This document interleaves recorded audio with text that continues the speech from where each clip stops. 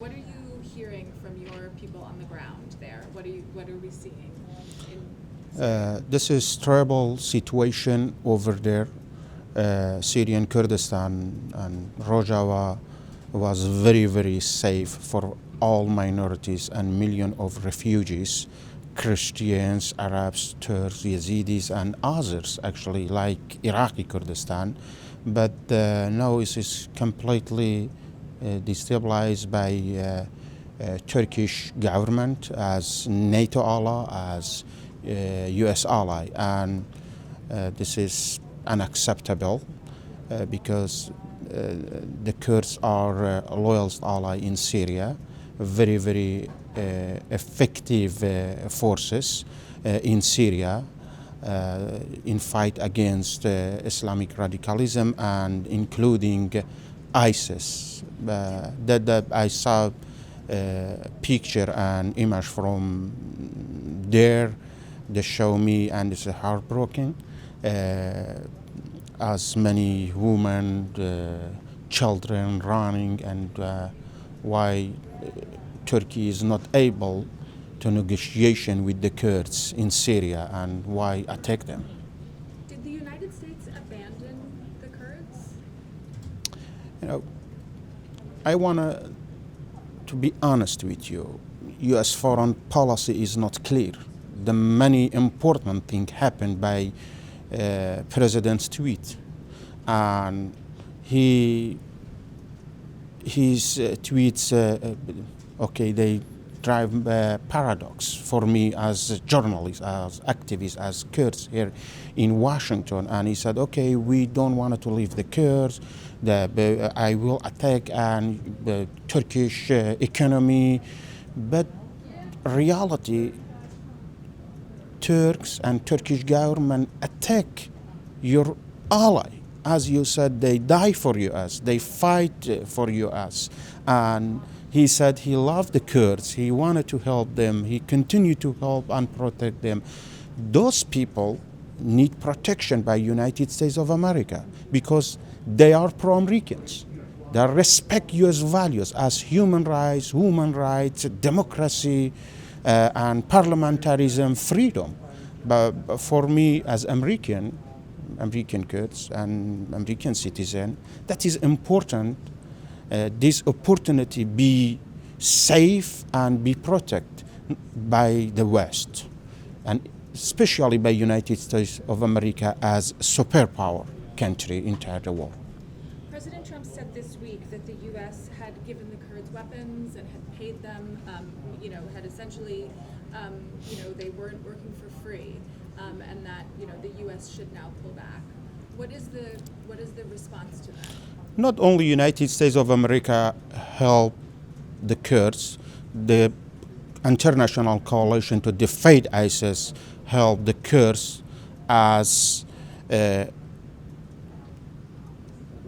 very effective forces in the region. And doesn't matter, if you look at our history, we fight for our rights. And many centuries and last many decades, we were born for die, and we fight for our right and our freedom. And in fight against ISIS, thousands Kurds, both sides in Rojava, in Bashur, in Iraqi Kurdistan, and in Syrian Kurdistan lost life. Many families, many heroes, and we defeated them. And President Masoud Barzani was lead many operations by himself to defeat ISIS. And this is good for humanity. That is good for the world. That is good for U.S. national security. But first, we fight for ourselves. We fight to defend ourselves and protect our people and our country. And we will keep fighting for our right. Last year at a news conference, President Trump sort of famously called you Mr. Kurd, something that you embraced, and he said he offered a lot of support for the Kurds and for the support that they were giving in the fight against ISIS. Do you feel that he lied to you? Do you feel that he was not truthful? Did he Look, give you false hope? many of Americans, many member House representative, both sides, Democrats and Republicans, many experts, many independents, the artists, journalists, writers, simple people, VIPs in United States don't agree with President of United States, and many experts during those years days told me this is betrayal of the Kurds. If you remember, I was very happy because powerful man entire world called me Mr. Kurd, and because our identity has been denied for many decades by Turkish government, Iranian government, by Iraqi government, and the Kurds in Syria, for example, they don't have any identity. The Syrian regime, the Assad regime, called them refugees. Okay, when the Trump, as president of United States, called me Mr. Kurd, that's mean that's his political message for us.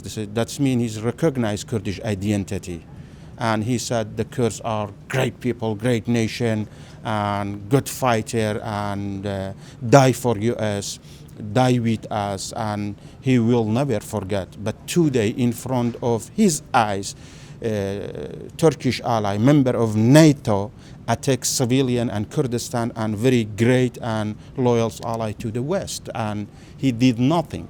I would like to remind after Iraqi Kurdistan regional government held referendum for independence in September 25th, 2017.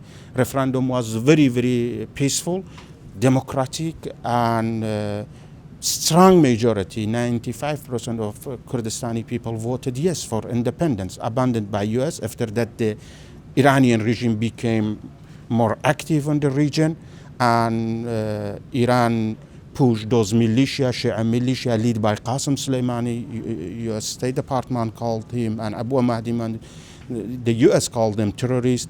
They used U.S. weapons to attack Kurdistan, and this administration did nothing. And that is bad for U.S. foreign policy, for U.S. ally, for friendship, because other country, other partner, as Kurds, Saudi, Emirat, Israel including, they don't believe anymore United States of America. And I think that is trouble for U.S. future, and that is good. That they make very, very good opportunity for those terrorist groups, Al-Qaeda, Jabhat al-Nasr, and Daesh, ISIS, to become active and be organized to attack U.S. benefits on the region.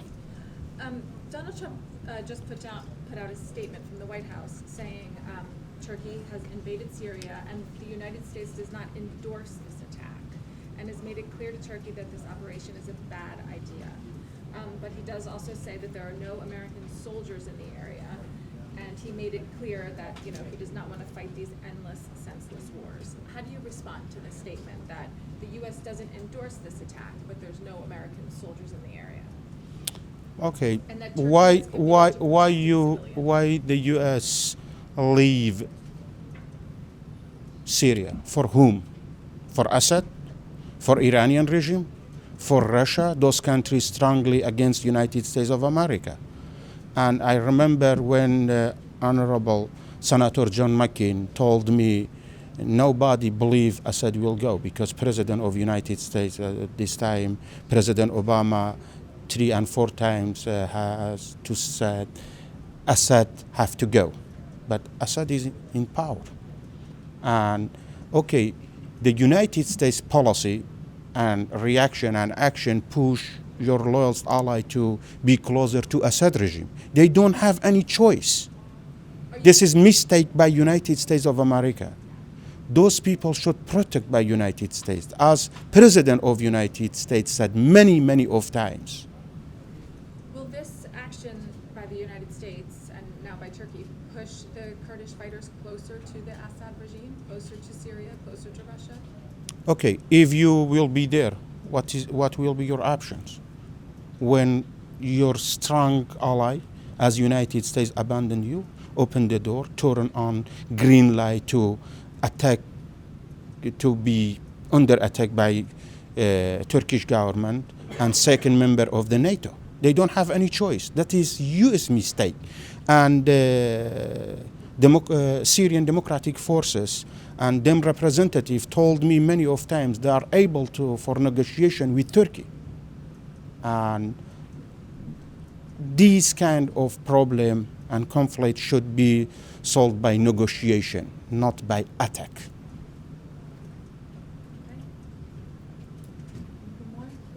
Thank you very much. Thank you for having me. I hope you like it. It was a pleasure.